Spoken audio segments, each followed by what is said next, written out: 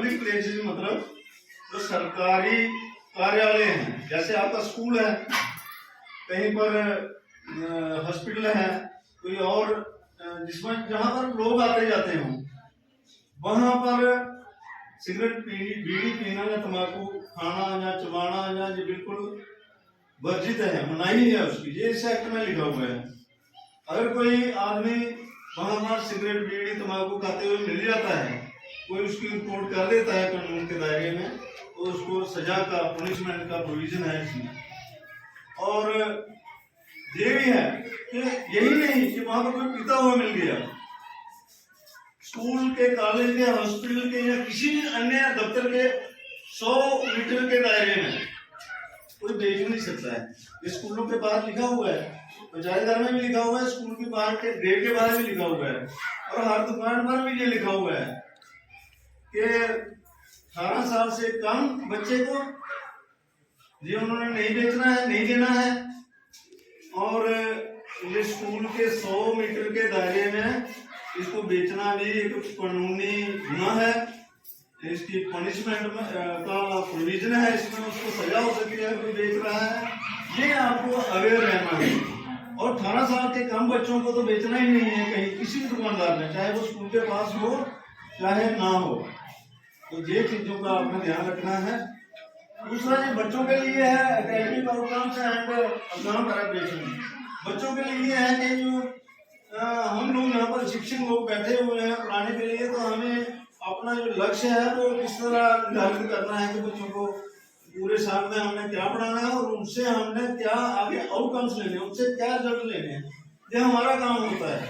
इसमें सिर्फ पेरेंट्स का इतना योगदान होता है कि वो हमारी उनको देख रेख करके, उनकी देखभाल करके हमारी मदद कर सकते हैं। तो एकेडमिक आउटकम्स का यही है कि जो पूरा साल हम यहाँ पर पढ़ाते हैं स्कूल में, तो पेरेंट्स को खासकर ये देखना, उनको चेक करना है कि वो क्या पढ़ के आए हैं और स्कूल से उसको क्या असाइनमेंट मिली है। ये आपका फर्ज बनता है कि जो असाइनमेंट स्कूल से दी जाती है वो आपको उनकी हेल्प करने में थोड़ी वो कोशिश करनी चाहिए कि वो स्कूल जाकर वापस जब स्कूल में आते हैं तो पूरी तैयार होके आ जाए, वो पूरा काम करके आ जाए, पूरा लर्न करके आ जाए, पूरा याद करके आ जाए। इससे क्या होता है कि अगर डे बाई डे आप उनको चेक करेंगे, हर दिन आप उनको चेक करेंगे कि बच्चे ने स्कूल में क्या पढ़ा हुआ है। अगर बच्चा पूरा तैयार होकर दूसरे दिन स्कूल आता है तो टीचर को भी पता चलेगा कि बच्चे की जो तैयारी है फाइनल पेपर के लिए वो कैसी चल रही है। उसी हिसाब से टीचर भी उसको गाइड करता है और उसका जो लर्निंग आउटकम्स हैं, जो पूरा उसका सालाना रिजल्ट होता है वो अच्छा आता है। तो ये बच्चों के साथ साथ ये जो टॉपिक है, ये बच्चों के साथ साथ आपके ऊपर भी लागू होता है। ये आपकी जिम्मेदारी बनती है कि आपने हर दिन बच्चे ने स्कूल में क्या पढ़ा, उसको स्कूल से क्या असाइनमेंट मिली, और बच्चा घर में इस पर प्रिपेयर हो रहा है, तैयार हो रहा है या नहीं हो रहा है, उसको प्रॉपर टाइम देना है, उसकी मदद करनी है। ये नहीं है कि आपने सिर्फ उसको पढ़ाई में ही लगा के रखना, उसकी सेहत पर भी ध्यान रखना है।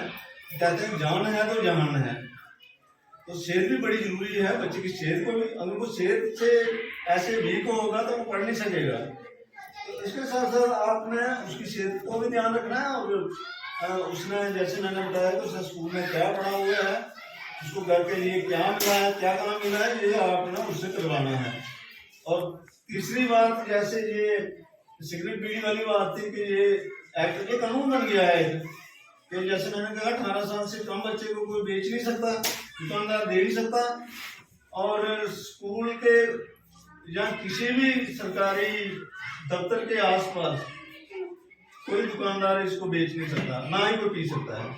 अगर किसी को पीता हुआ कोई मिल गया, पुलिस में उसकी रिपोर्ट चलेगी तो उसको फिर थाने के या कोर्ट के कचहरी के चक्कर लगाने पड़ेंगे। तो ये भी आपने थोड़ा सा ध्यान रखना है कि अपने जो घर के बड़े बुजुर्ग हैं या कोई ऐसे जो अनला भूत चलते हैं, जो लोग कुछ लोग ला को नहीं मानते हैं। मैं आपको बता दूं कि इधर ही एक नशा करके एक लड़का आ गया था एक दिन, और प्रिंसिपल मैम को पता नहीं क्या क्या कह रहा था।